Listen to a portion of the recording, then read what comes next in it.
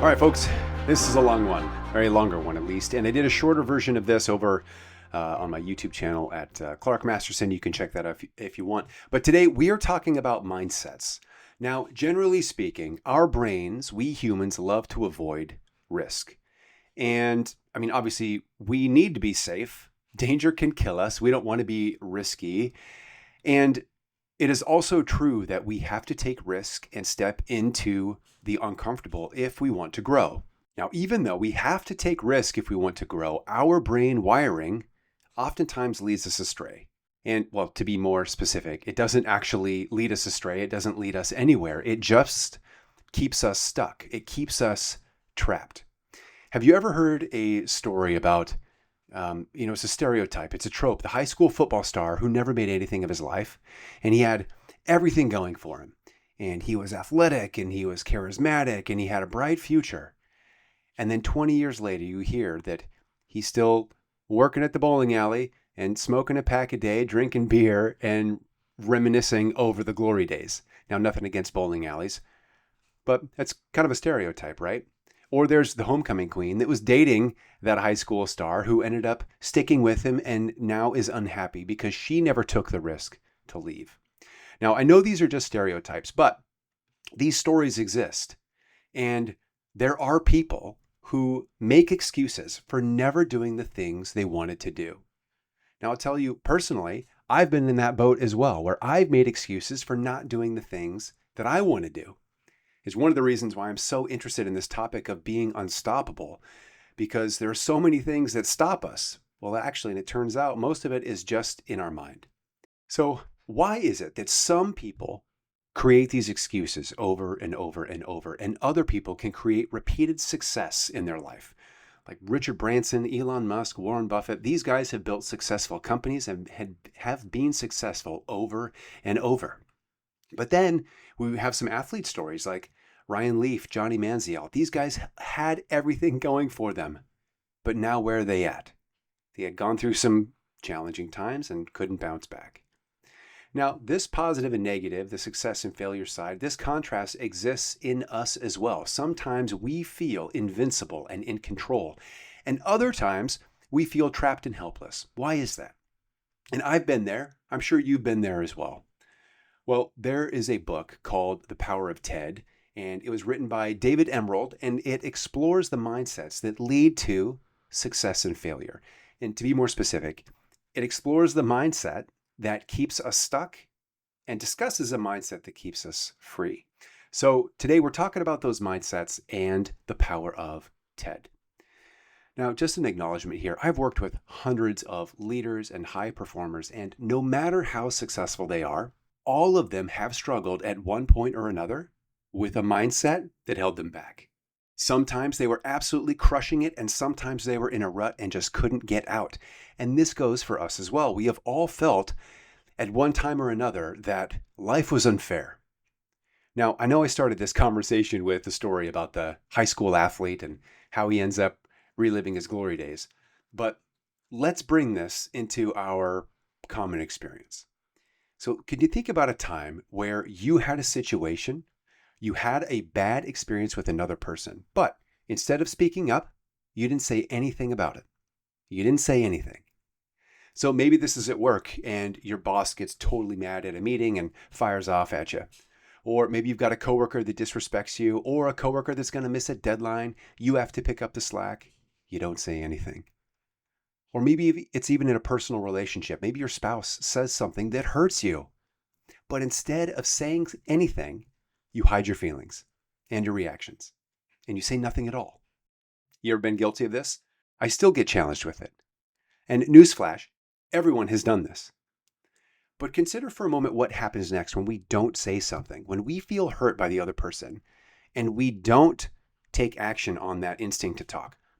We start to blame them for how we feel. We start to think, oh, my boss is a jerk. My coworker, he's a total a-hole. And oh my gosh, my spouse just doesn't get me, doesn't understand. In all of these cases, it's very easy to try to blame the other person, but that is not the real problem. The real problem is our inability, our indecision to act, to speak up, to say what we want, what we need, what we feel. to seek to be understood. And imagine what could happen if we did say something. We might say, hey, hold on, hey, that comment feels inappropriate. Or, hey, I don't like how you're talking to me. What's going on? We might actually learn that the other person is going through a hard time. But instead, oftentimes what we do is we just stay in our own heads, immerse in our own feelings, and then blame the other person for making us feel bad. Oh, it's their fault. They're an a-hole. And let's be honest, sometimes people are just a-holes.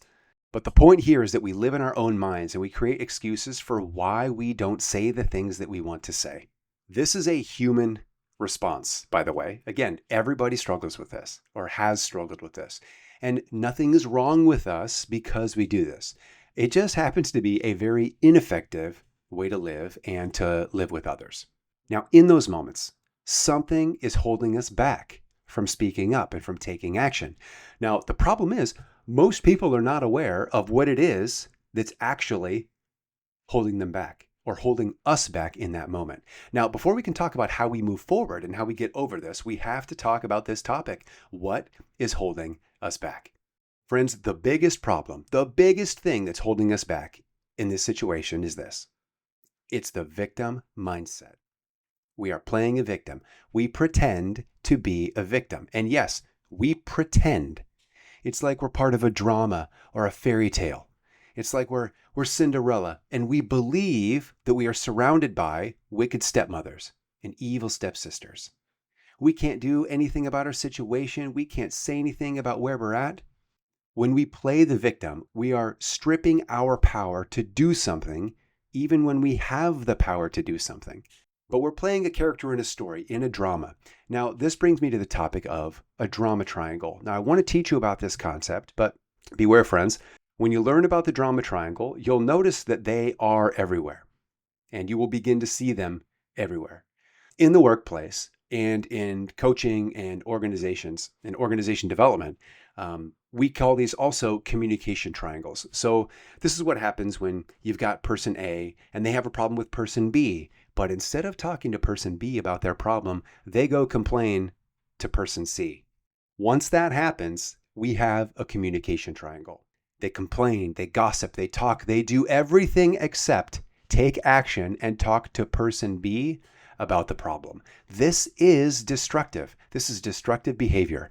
You know, I joke with my clients that if I were hired to go in and ruin companies, I would go in and I would create as many communication triangles as possible. I would make it the default communication mode.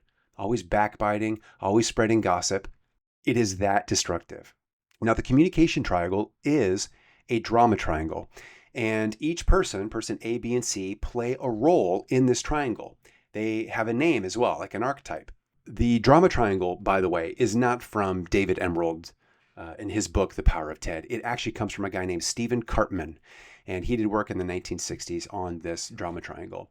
Now, the triangle includes 3 roles. The first role, person A, is the victim.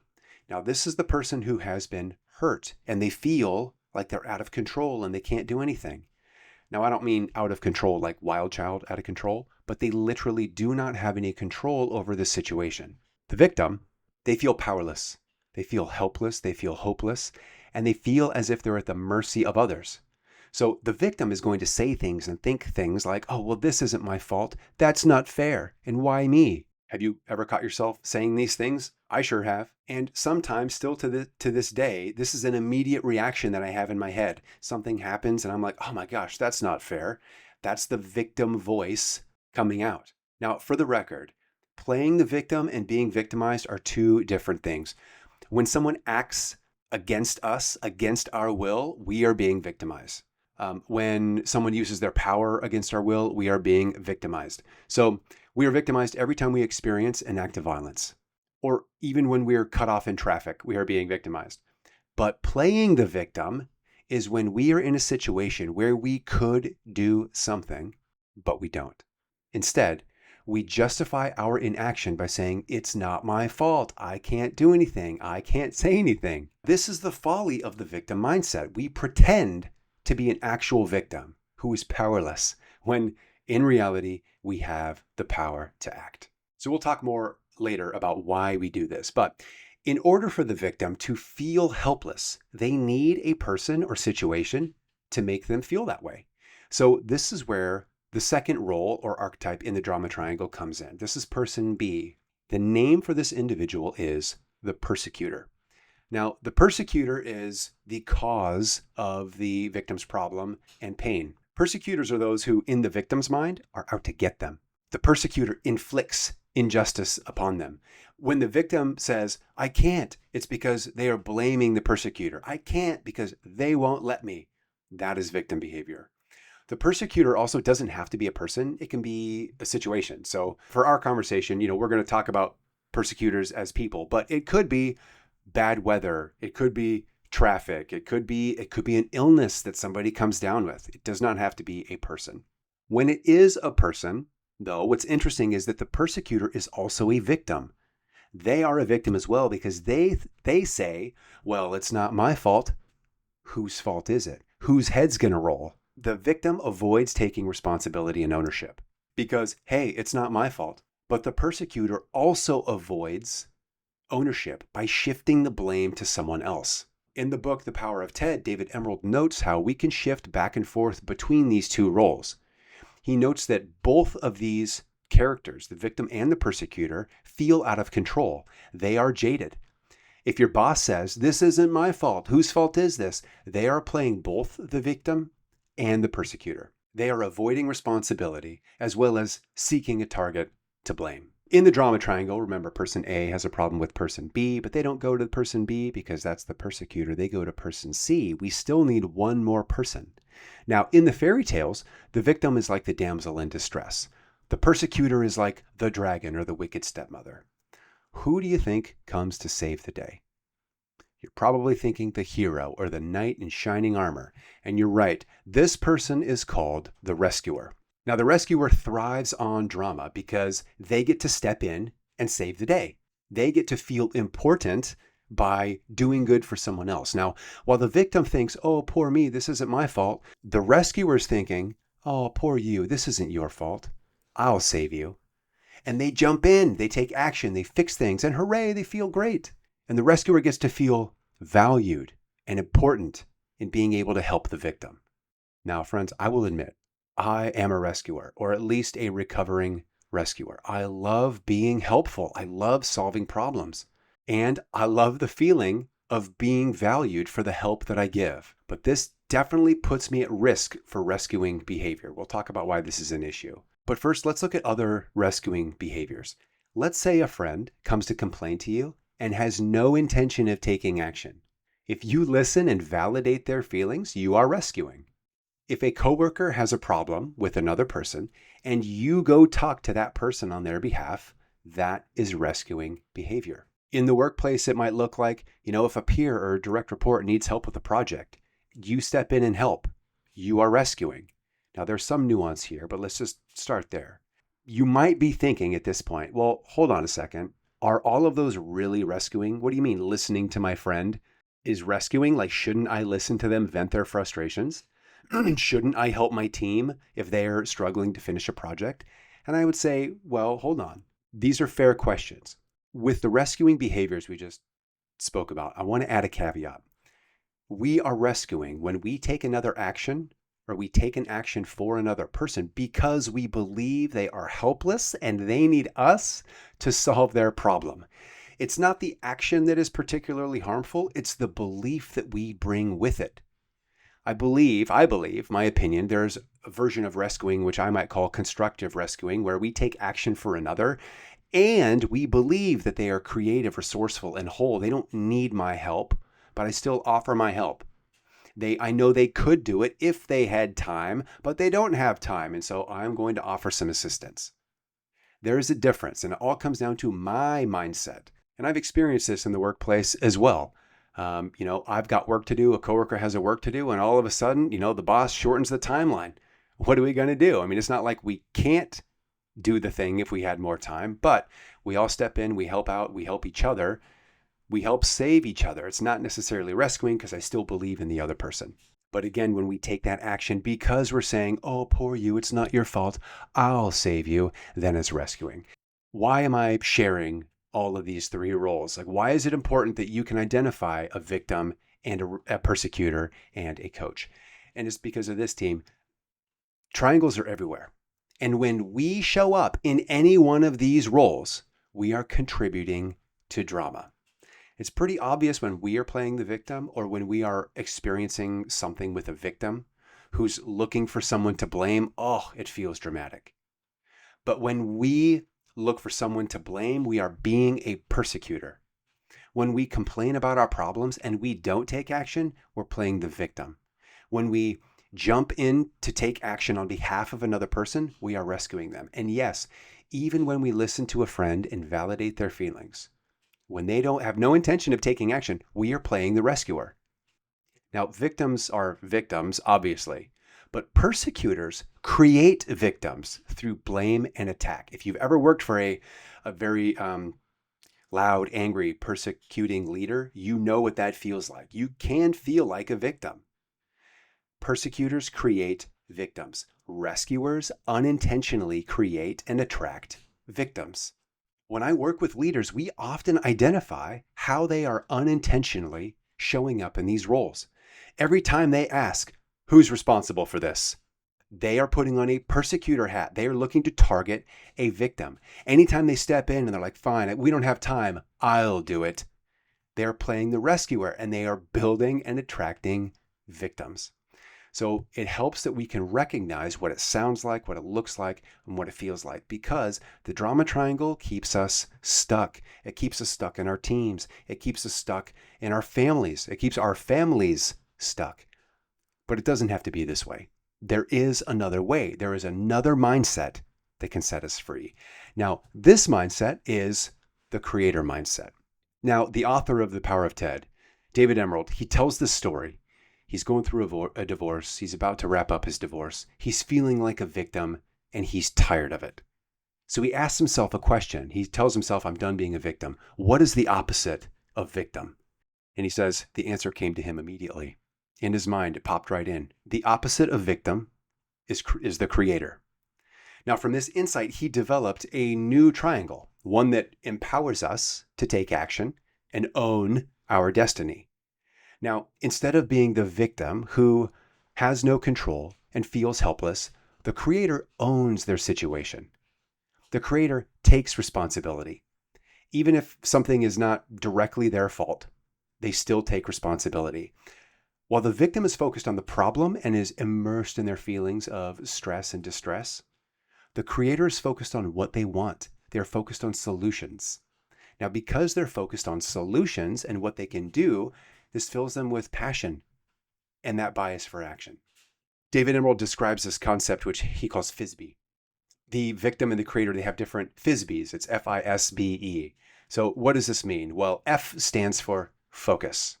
The IS, FIS, is focus, and then inner state. And the B stands for behavior. So this is a clever acronym that basically says what you focus on creates your inner state, which dictates your behavior. It's another way of saying that timeless wisdom that you become what you think about. Now, for what it's worth, friends, I used to think that principle of, you become what you think about was a total woo-woo message. Well, it turns out there's actually a reason why that's a thing. And it's because our focus creates a filter through which we analyze the world. And so we literally, perception is reality. If we see problems everywhere, we are going to try to fight or flee. Our stress response is going to kick off. And so we're going to try to avoid the problem. However, when we are creator focused and we're focused on a solution, that's more goal oriented. And so we have an internal motivation and a drive to act. Again, a creator focuses on what they want. That's their vision. Their inner state is focus. Now, the victim's inner state is one of stress. The creator, their inner state, right, focus and passion. And of course, both of their behaviors are going to be different. Like I said, the victim is going to be in a state of avoidance. The creator will be in a state of action. Now, these behaviors are the result of their feelings, their emotions, which are a result of their thoughts. So team, focus matters. In this new triangle, we've got, again, the creator takes the place of the victim. Well, the creator is going to face challenges, but they don't see people as persecutors who are out to get them or just cause problems for them. Instead, they see these individuals as challengers who give them the opportunity to step up and take action and grow. In this new dynamic, the challenger takes the place of the persecutor. Now, while we can show up as a challenger, this role is one of perspective from the viewpoint of the creator. Okay, so what do I mean by this? Depending on your mindset, victim or creator, you are going to see other people as either persecutors or challengers, regardless of their behavior. So this is dependent on your mindset. David Emerald notes that challengers can actually show up in two different ways. So if I have the creator mindset, there's kind of two versions of the challenger. There's the positive challenger and the negative challenger. The negative challenger is essentially the persecutor. That's kind of the a-hole who feels like they're on attack all the time. They're destructive, they're angry, they blame. But remember, because I'm a creator, I see them as a challenger. I'm going to learn something. It's an opportunity for me to do something differently. That's the negative challenger. There are also positive challengers. Now, these are the people who know that we are capable of more. So they give us big goals. They expect higher performance, and they set clear performance expectations as well. They have high standards, right? They build us up by saying things like, hey, you can do this. I believe in you. When we show up as positive challengers, we can create creators. We can show up as positive challengers for ourselves, for others, and really it only requires that we bring a creator mindset to the table. We have to believe that other people are capable of solving their own problems and stepping up to a challenge. Now, there's still one more role. We've talked in the drama triangle, this other role is the rescuer. But let's look at it from the creator perspective. The creator is focused on what they want, not their problems. They're focused on their goals. They're feeling passion. They want to take action. So they don't want a rescuer. They don't want someone to swoop in and save the day. But they do need a guide. Now, that person is called the coach. The coach plays a crucial role in the success of the creator. Coaches, like positive challengers, have a core belief that people are creative, resourceful, and whole. A coach can do many things. They may teach, they may motivate and inspire, but the primary objective of the coach is to work with the creator to help them reflect, discover their strengths, identify and create clarity on what they want. What are their obstacles? What are they going to do? How are they going to take action? As humans, we are always going to be navigating these inner voices, these inner feelings of fear, uncertainty, and doubt. And when we listen to these voices, we take on the victim mindset. A coach can help us identify and navigate these stories and help us continue to show up as a creator. This version of the triangle, not the drama triangle, the inverse version, is called, or what David Emerald calls, the empowerment dynamic. That is where TED comes from, TED, the empowerment dynamic. In the drama triangle, just to reiterate, all the characters lead with the belief that they are victims, they're helpless, and they need saving. These characters in the empowerment dynamic, they lead with self-belief. The creator believes that they have the power to create their future, to impact outcomes, to change, to influence. The coach believes that the creator is capable. The challenger also believes in the creator. Thanks to Cartman and Emerald, we have a language to describe how we are showing up. And we can now identify, or better identify, where we might be stripping our own power. We can identify which mindset are we in. Because overall, it's the creator who achieves. The victim stays stuck. Most of us humans may vacillate between creator, victim. And when we're in creator mode, we're crushing it. But when we're in victim mode, we're stuck. It's not like we're one or the other. And remember, these aren't like just roles. They come from our mindset. The creator is a mindset. And it's not a mindset where someone is just lucky to have it. This is a mindset that we can develop. From here, we're going to step away from what's in the book, and I'm going to share with you some principles that have helped me and helped the people that I work with navigate their own internal voices so they can ditch the victim mindset and step into the creator mindset. Now, overall, team, the first thing that we want to do to stepping away from victimhood and towards the creator mindset is to take responsibility. This means taking ownership over everything in your life, good and bad, your health, your work, your relationships, your growth, your stagnation, your happiness, your financial status, everything. So start by taking an inventory on where you're crushing it, where you're happy, and where you are not. where you are dissatisfied. Now, friends, there's a lot of tools that you can use here. One of the common ones that is very effective is a simple life wheel. And you can just go online, search life wheel, or you can just make a list. And I can share with you some items here. I would suggest by starting with the following list of bullets. And these incorporate kind of the major aspects of your life. And we're assessing the health of these areas. So number one is your physical health. Okay, we also have your relationship health. That is like your friend circle and family. We have your romantic health. That is about your connection with your significant other. We also have your professional health, financial health, and spiritual health. Now, spiritual health, I don't mean religious health. I mean spiritual as what are you doing that is beyond yourself? How are you contributing to essentially a greater purpose? Now, you can rate yourself on a scale of 1 to 10. And as you do that, notice where do you feel good? And where do you not feel good? But then, friends, take ownership. It is easy to take ownership over where we are crushing it. I mean, for example, are you doing well at work? You might think, oh, hell yeah, I'm doing well at work because I'm awesome. That's all me. Oh, are you doing well at the gym? Heck yeah, bro. I work out every day. Oh, hey, how's your relationship with your spouse? Ooh, that's not as good as I want, but that's not my fault because, she just doesn't understand. He just doesn't understand. How's your financial health? Ooh, not doing well there, but markets are down. I don't really know. That is victim language. Everything is our responsibility. Now, of course, team, life is going to happen to us. Yeah, markets might be down. A family member might get sick. You might lose your job for reasons that are outside of your control.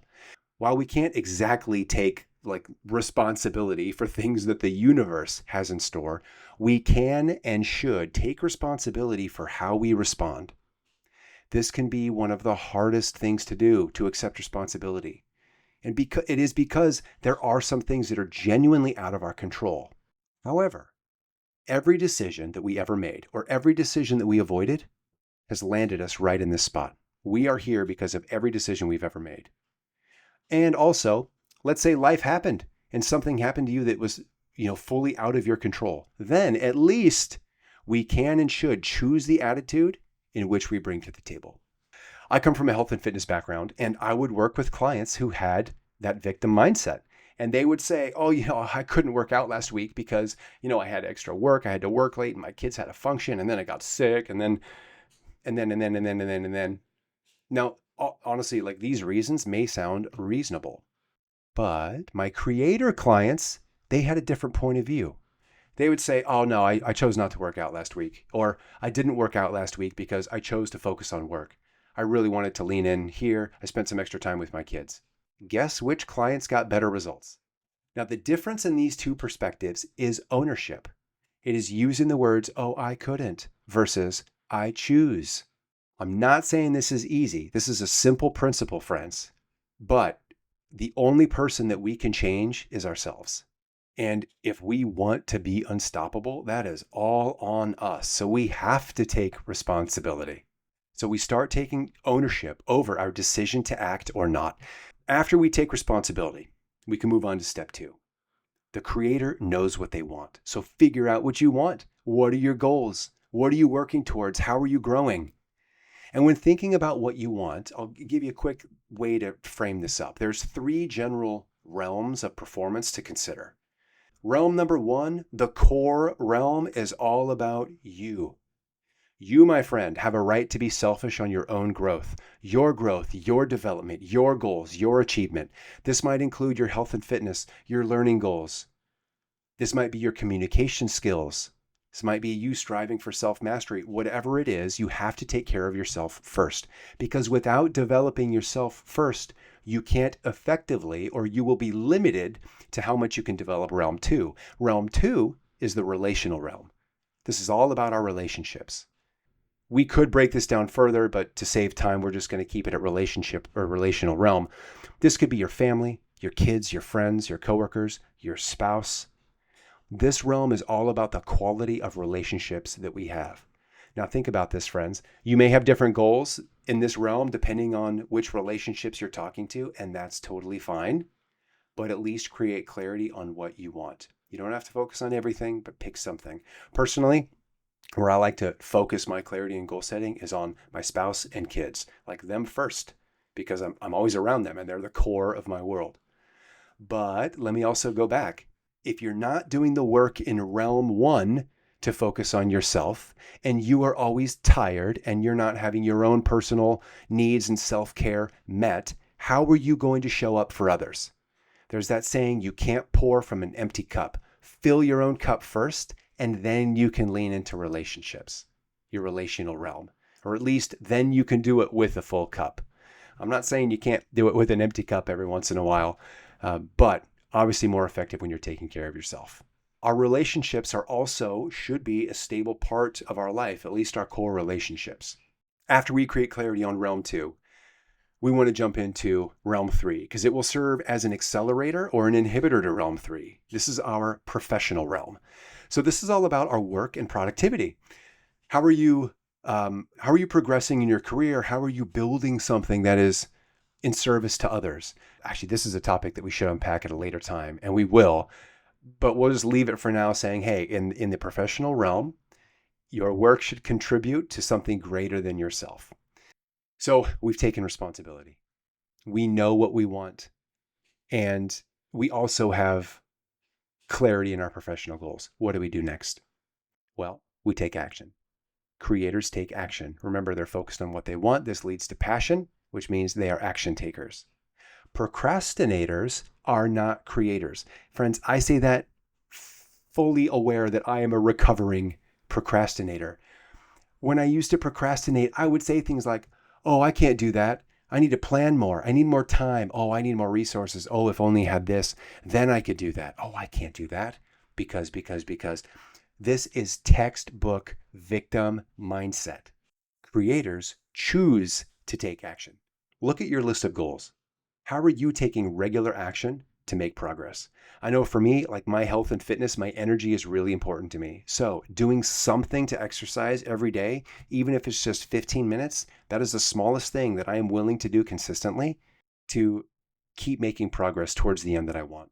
You could take massive action. It could be atomic habits, whatever it is. We just have to take action to move forward. Now, friends, with these 3 steps, we can shift our mindset away from victimhood and toward empowerment. But that does not mean that we will then be all changed and we will immediately and forever have the creator mindset. We are going to slip back into victim mode because it is a natural human reaction. So let's talk about what we do when that happens. Because listen, friends, the victim mindset exists for a couple reasons. One, it's easy. It's comfortable. No matter how much of a creator you are, the victim mindset is always just back there waiting for an opportunity to pounce. It's always whispering. Comfort is just one poor decision away. Let's put that on a t-shirt. I work with leaders who are responsible for millions or billions of dollars in revenue. And these individuals have tens and dozens and hundreds of people on their teams that they're responsible for. There is a burden. There is a risk to taking the responsibility for that revenue.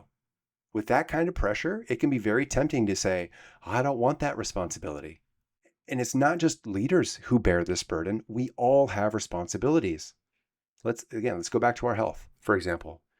Each of us is responsible for our own health. No one is going to eat well for me. No one is going to exercise for me. You can't exercise and then have me reap the rewards. But consider this. Have you ever gone to the gym like with a new plan and you stick it out for maybe 2, 3, 4, 5 weeks and you don't see results? Oh, it's just not fair. It's not your fault. That little victim voice starts to whisper, it's not your fault. It's just genetics. There's nothing you can do. Team, it can be tempting to succumb to that voice and then to make ourselves feel better. Don't do it. With awareness, you can recognize this voice for what it is. And it goes by many names. The fear voice, the gremlin, the critic. Andy Frisella calls this the inner bitch. Whatever you want to call it, just know that the voice of that job is to keep you safe. And there is safety in avoiding risk and avoiding responsibility. When we play the victim, we don't have to face the pain of failure. We don't have to face the judgment from someone else because we failed. There is pain and suffering through effort. But again, remember, all growth happens. It only happens outside of our comfort zone. So when you hear yourself making an excuse, Shift your language from the victim when you hear that, oh, it's okay, I can't do that. Shift from I can't to I choose. I can't have that conversation with my coworker to I'm choosing not to have this conversation because I'm emotionally fired up right now. We can talk later. Now, there's that fear voice, there's the inner victim, but there's the other voice as well, the empowered voice. Now, that voice also goes by many names. You have heard me talk about it. It is the inner advocate. It's the faith voice, the higher self. Again, Andy Frisella calls it your inner boss. Whatever you want to call it, recognize it, lean into it, let it guide you. Remember, friends, the victim mindset keeps us stuck in the past, never growing, always complaining, sucking the energy out of everything, and it makes us feel distressed.